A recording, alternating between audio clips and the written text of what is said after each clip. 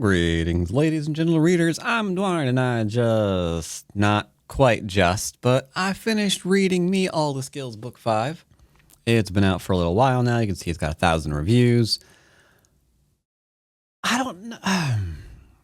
This is a complicated one to review in some ways. Because in one, I don't know how long the book is.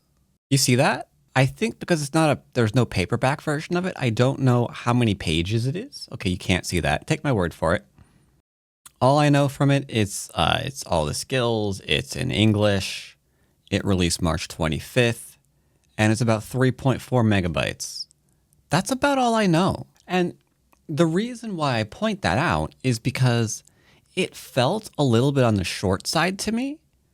I realized I got like 50% of the way through, and not a lot had happened.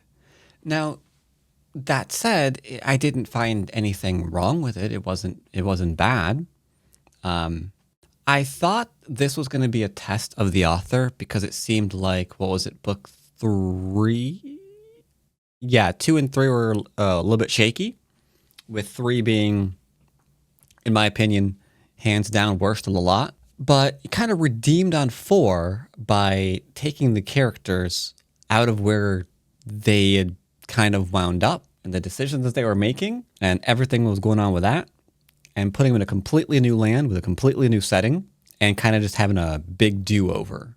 By doing that, it was kind of like telling a new tale again. And I think that went really well for the author, Honor Ray. So I assume this one, they were going to be going back to the setting they left, and we'll see how the characters are interacting with that setting and how the plot was going to be advancing from there to see if he can finally start tying things up and, getting the ball rolling again. And instead they go somewhere new again. Completely new. Once again, new setting for the most part. And it seems when he does that, things are going well. And it looks like maybe, well, actually no, now that what happens here, I don't think he's ever going back to the previous setting that he was in. So we will never have to worry about where he was going wrong there. Yeah, he might have wrote his way out of that. He might have wrote his way out of that. We might not have to deal with that stuff ever again. So suffice to say, how much does this synopsis tell you? Does it mention? Okay, yeah, so it hints that this book is about him taking power in another hive, obviously, right?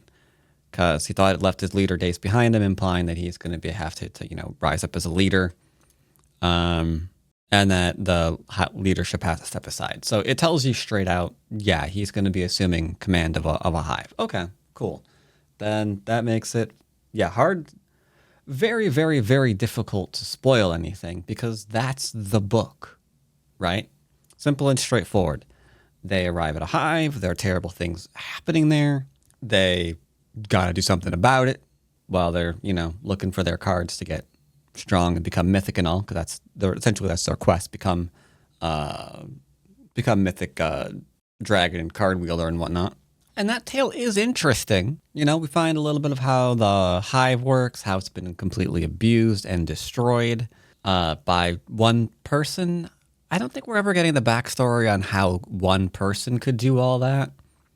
Because at some point, that one person, I don't know. Yeah, not sure how one person could do all that damage.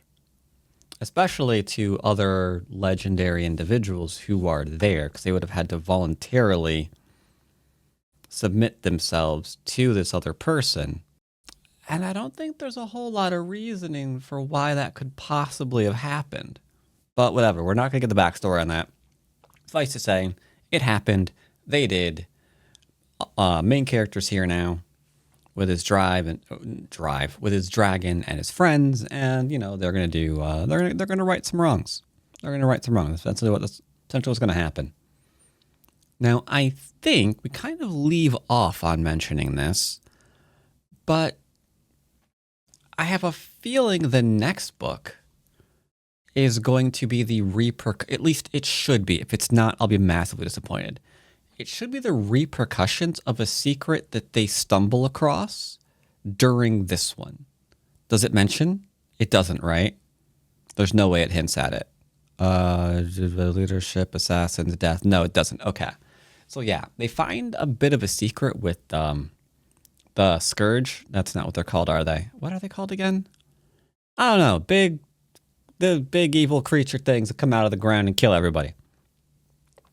Essentially, yeah, the Scourge.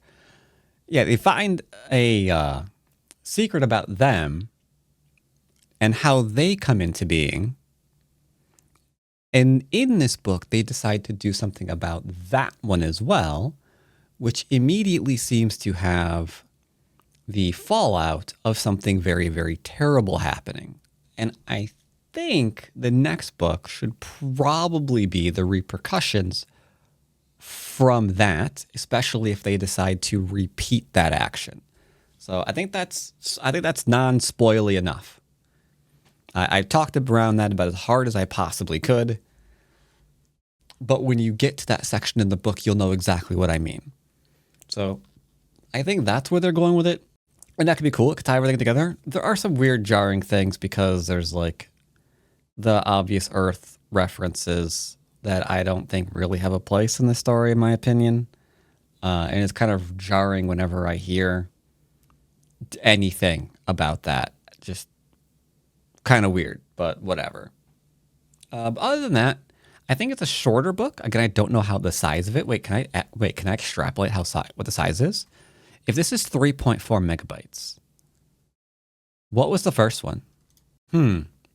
It says the first one was 561 pages and 3.6 megabytes. So I would assume it's about the same length. I don't know. It didn't feel like it was the same length. That's all I can say there. All I can say is it didn't really feel like it was the same length. But maybe it was. Maybe it was. I don't know. Without Amazon here telling me, I really don't know. All right. Whatever. It's whatever. Either way, I did enjoy it. 4 and 5 were good. Okay, 1, 2, 4, and 5 were pretty good. You can skip 3, essentially, if you want to read the series. I do recommend it. I don't think it's, S tier right now. But I think it's a solid A or B. So if you wanted to, sure. Absolutely, why not? If you want to continue the story of Arthur and his slap-happy dragon bricks, then, yeah, can't go wrong with 5. Or if you want to get into the series, absolutely, pick up the first one and enjoy the series. I'll definitely be reading the next one because I enjoyed reading this one.